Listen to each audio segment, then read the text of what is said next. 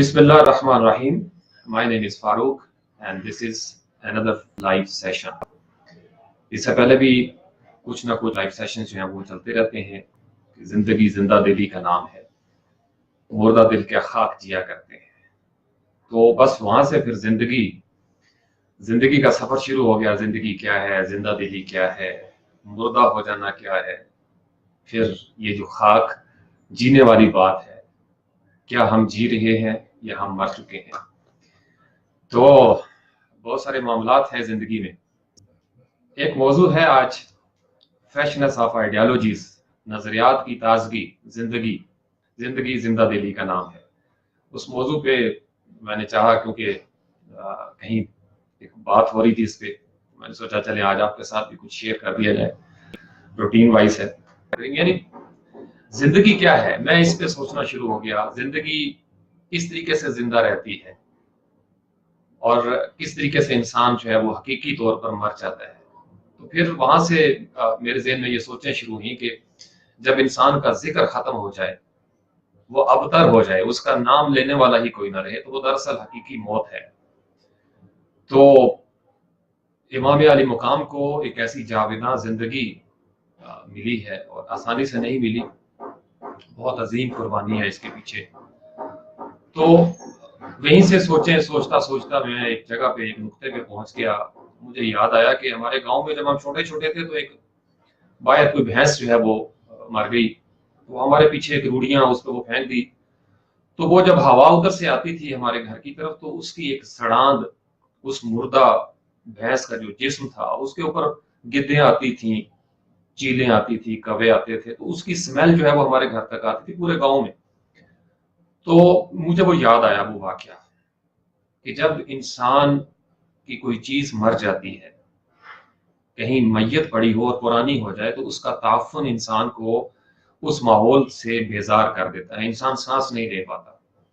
इसी तरीके से जब इंसान के वजूद में ये जो दिल है ये मर जाए, तो इसका भी एक ताफुन होता है। इंसान के दिमाग में ख्वाहिशात, उसकी उम्मीदें, उसके हौसले, उसकी सोचें अगर वो मर जाएं तो उसका भी ताफुन होता है।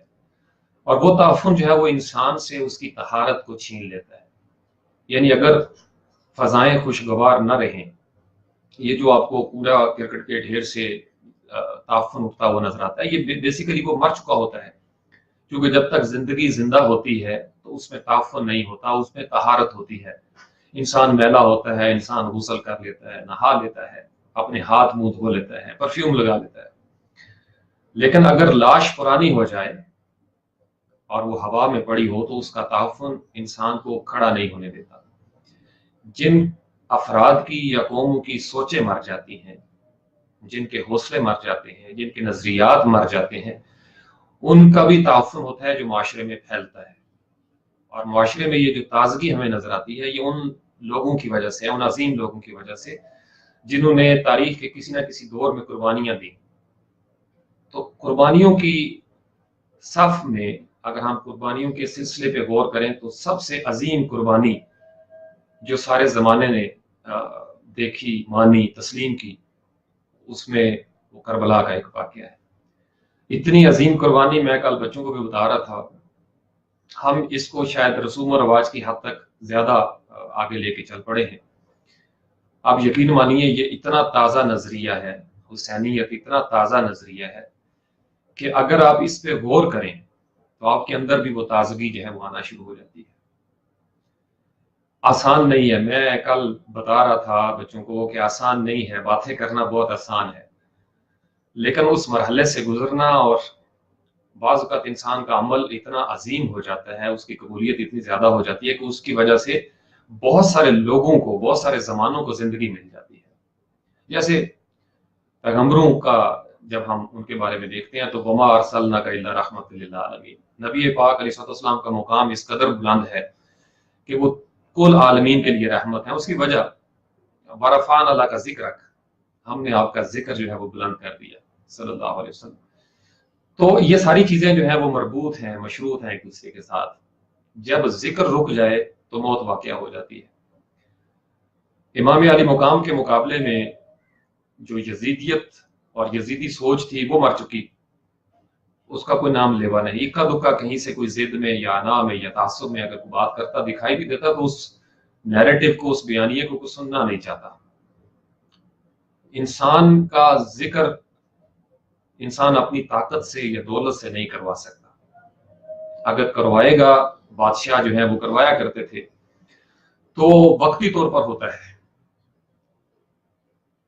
وقتی طور پر انسان کا ذکر چلتا ہے جب تک وہ پاور میں ہوتا ہے، لیکن اصل حقیقت، اصل کامیابی یہ ہے کہ انسان دنیا سے چلا جائے تو پھر اس کا ذکر جو ہے وہ جاری رہے۔ اور پھر ذکر کی آگے دو قسمیں ہیں، ذکر تو فرعون کا بھی ہوتا ہے، ذکر تو ہم یزید کا بھی کرتے ہیں، لیکن وہ کن لفظوں میں ہوتا ہے یہ بڑا معنی خیز ہے۔ آپ کسی کا اس کی غیر حاضری میں اس طرح ذکر کریں کہ یا آپ کی آنکھیں نم ہو جائیں، یا آپ کے چہرے پر مسکراہٹ آ جائے، یا آپ کی روح میں تازگی آ جائے، تو اس کا مطلب یہ ہے کہ وہ جو ذکر ہے وہ مبارک ذکر ہے۔ لیکن اگر کسی ذکر کو سن کر یا کر کے اگر آپ کی طبیعت بوجھل ہو جائے، آپ کو غصہ چڑھ جائے، تپ چڑھ جائے، اور آپ کے اندر ایک عجیب سی کیفیت پیدا ہو مردہ دلی والی، تو اس کا مطلب یہ ہے کہ آپ کچھ ایسا ذکر کر رہے ہیں کسی ایسی ہستی کا یا کسی ایسے بندے کا یا کسی ایسے واقعے کا جس کا ذکر فطرت کو پسند نہیں، چونکہ فطرت جو ہے وہ تازگی کی طرف جاتی ہے، اس کی جو انکلائنیشن ہے، total inclination, it is toward freshness. تو امام علی مقام امام حسین علیہ السلام کا ذکر جو ہے وہ تازگی بخشتا ہے ان کو جو اس کی تازگی محسوس کرنے کی پوزیشن میں ہے۔ لیکن اگر انسان جو ہے وہ جان بوجھ کے اس ذکر سے محروم ہونا چاہے تو اس کو نہیں روکا جا سکتا۔ لیکن میں جب دیکھتا ہوں مسجدیں، مدارس، اسکول، ریاستیں، جتنے مسلمان ملک ہیں، کسی مسلمان ملک میں ریاستی سطح پہ یزید کو یا اس کے نیریٹو کو تسلیم نہیں کیا گیا۔ امام علی مقام کا جو بیانیہ تھا، ان کی جو عظیم قربانی تھی، لازوال قربانی، وہ ہر جگہ پہ ہمیں دکھائی دیتی ہے، تازہ، اور وقت گزرنے کے ساتھ ساتھ اس میں اضافہ ہوتا جاتا ہے۔ اس کی وجہ، اگر یہ ذکر کسی زمانے کے کسی بادشاہ نے شروع کیا ہوتا تو ختم ہو چکا ہوتا، لیکن جب ذکر کی ذمہ داری اللہ تعالیٰ کا الوہی نظام جو ہے وہ لے لیتا ہے تو پھر ذکر نہیں رکتا۔ فاذکرونی اذکرکم، آپ اپنے دور میں جب زندہ ہوتے ہیں، اپنے حصے میں آپ اللہ کا ذکر کرتے ہیں، اور آپ کی قربانی کے بعد، آپ کی دنیا سے چلے جانے کے بعد آپ کا ذکر بلند کر دیا جاتا ہے۔ پھر جیسے آپ نے ذکر کیا ہوگا، یہ قرآن ہمیں اس چیز کی شہادت دیتا ہے، نبیین، صدیقین، شہداء، صالحین، سب نے اپنے اپنے انداز میں ذکر کیا، اور آج ہم ان کو جانتے ہیں، آج ہمیں ان کے بارے میں ہمارے پاس علم ہے، مواد موجود ہے۔ بہت ساری ایسی ہستیاں بھی چلی گئیں دنیا سے جو گمنام تھیں، وہ بھی ان کا ذکر، اور جو گمنامی میں اللہ کا ذکر کرتا رہا، اس کا ذکر کرنے والے گمنامی میں ہی رہتے ہیں، قدسی نفوس ہیں جو ذکر کرتے رہتے ہیں ہر وقت۔ میں استاد محترم واصف علی واصف کے بارے میں اکثر سوچتا ہوں، فقیر مانش انسان، دنیا سے کٹے ہوئے تقریباً، یا اس طرح کے دیگر صوفیہ اکرام یا بزرگ جب وہ دنیا سے پردہ فرما جاتے ہیں، چلے جاتے ہیں، تو میں نے دیکھا ان کا ذکر نہ چاہتے ہوئے بھی ہماری زبان پہ آنا شروع ہو جاتا ہے۔ اللہ تعالیٰ اپنے جو دوستوں کو فراموش نہیں کرتے۔ ابھی ہم اور آپ زندہ ہیں، اور جن چیزوں کا ہم ذکر کر رہے ہیں وہی چیزیں ہمارا ذکر کریں گی۔ میں کبھی کبھی جب اکیلے بیٹھتا ہوں تو میں آسمان کی طرف دیکھتا ہوں، اور میں اللہ تعالیٰ سے یہ اینی ویز ہر انسان یہ کرتا ہے کہ وہ اپنے انداز میں کوئی نہ کوئی اللہ سے بات کرتا ہے، سیکرٹس ہوتے ہیں ہر انسان کے، اور چونکہ وہ سب کے لیے ہے، آسمان سب پہ پھیلا ہوا ہے، تو سب نئے دوستوں کو السلام علیکم۔ تو میں ایسی یہ زندگی جو ہے، اس سے نصیحت جو میں آپ لوگوں کو آپ کے ساتھ شیئر کرنا چاہتا ہوں، میں اس پوزیشن میں تو نہیں کہ آپ کو نصیحت کر سکوں، ایک عام سا انسان ہوں، لیکن ذکر کو بلند کریں۔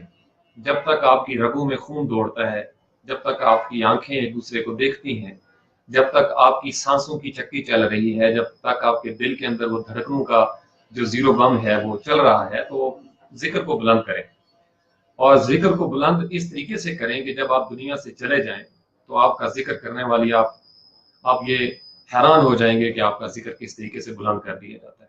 یہ اللہ کا وعدہ ہے، فاذکرونی اذکرکم۔ تو آپ یہ اندازہ لگا لیں کہ آپ دنیا سے چلے گئے، دنیاوی اعتبار سے آپ کی ڈیتھ ہو چکی ہے، فزیکل، آپ جسمانی طور پر دنیا سے پردہ فرما گئے، لیکن آپ کے ذکر کو ایک دائمی زندگی مل جاتی ہے۔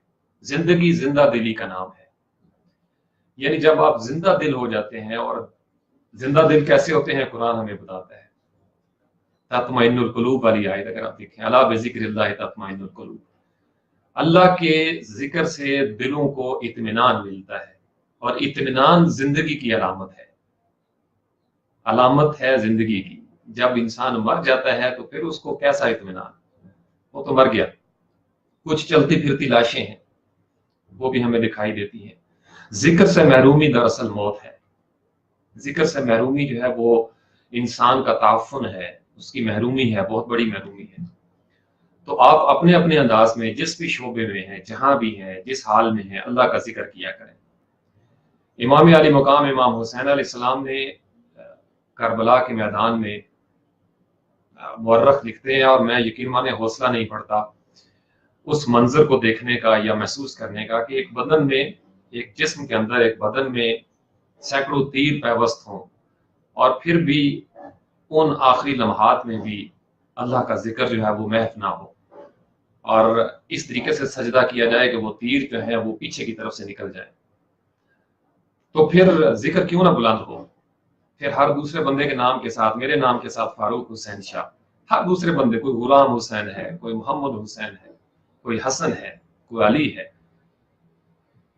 تو یہ نام ہماری امہات المومنین کے نام، صحابہ کرام رضوان اللہ علیہم اجمعین کے نام، اہل بیت اطہار کے نام، صالحین کے نام، اولیاء اللہ کے نام بچے رکھنا چاہتے ہیں، شوق سے والدین رکھنا چاہتے ہیں۔ یہ زندگی کی علامت ہے، جب کسی کا نام آپ شوق سے رکھیں، عقیدت سے رکھیں، تو یہ بھی زندگی، آپ کا نام زندہ ہو گیا۔ لوگ ایسی جگہوں پہ جانا چاہتے ہیں ویزے لگوا کر، دیکھنے کے لیے، زیارت کرنا چاہتے ہیں، یہ زندگی ہے۔ لوگ ایسی محفلوں میں بیٹھنا چاہتے ہیں جہاں ان کا ذکر ہو، یہ زندگی ہے۔ اور لوگ ایسی محفلوں سے دور بھاگتے ہیں جہاں ان کا ذکر نہ ہو۔ مسجد زرار میں سب کچھ تھا، پورا مسجد کا سیٹ اپ تھا، صفیں تھیں، امام تھے، تلاوت ہوتی تھی، اذان ہوتی تھی، سارا کچھ تھا، لیکن اس میں اس ہستی کا ذکر نہیں تھا، نبی پاک علیہ السلام کا، تو روک دیا گیا اس کو۔